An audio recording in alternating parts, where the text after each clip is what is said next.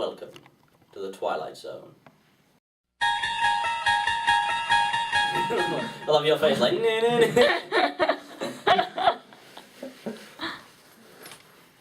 This episode we'll be talking about dead rooms. Dead rooms are rooms in which dead young boys open the doors and realise that the room is empty, then leave again. However, there are other kinds of dead rooms. Rooms in which sound cannot reverberate, and not echo, and quite literally just stop once it meets a solid force.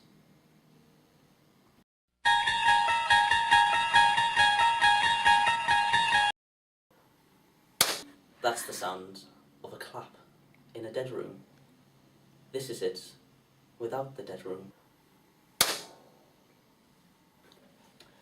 A dead room would be used when someone wants to put the echo and reverberation in after, so they can fine-tune it to what they want.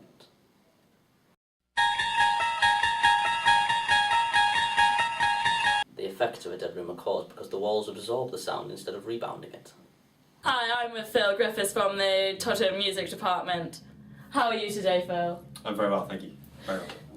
And we're discussing the topic of dead rooms. So, what are the main comparisons between a dead room and a live room?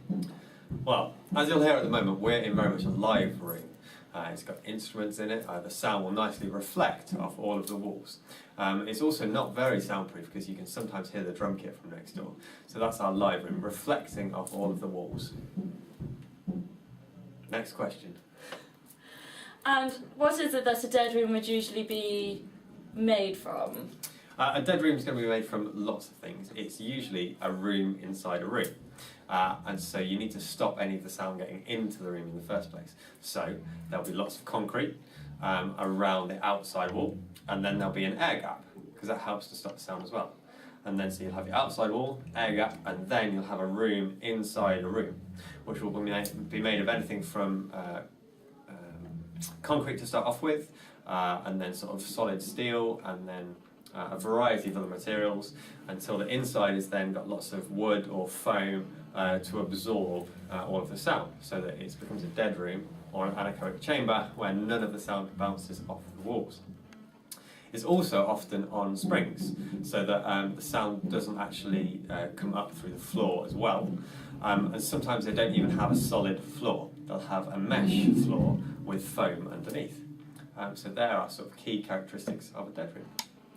And there you have it, folks. If he said it, it must be true because he's a music teacher. Over and out. You've been watching the Twilight Zone. Alright, let's go.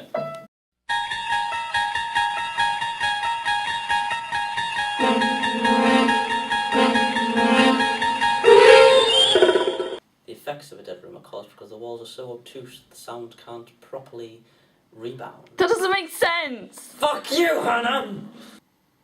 Great. Did you get it? Yeah! This is it without the dead room. Then we do the other clap. We're never meant to say live room. No, just without the dead room. You just sound like it would in a fucking normal place. You're fucking retard. We don't bounce properly. Alright then, what would you have me say, Mr. fucking Brainy Pants? Well, no, but Whoa! it's like they get, like, they absorb the sound, don't they? They don't reflect it. Alright,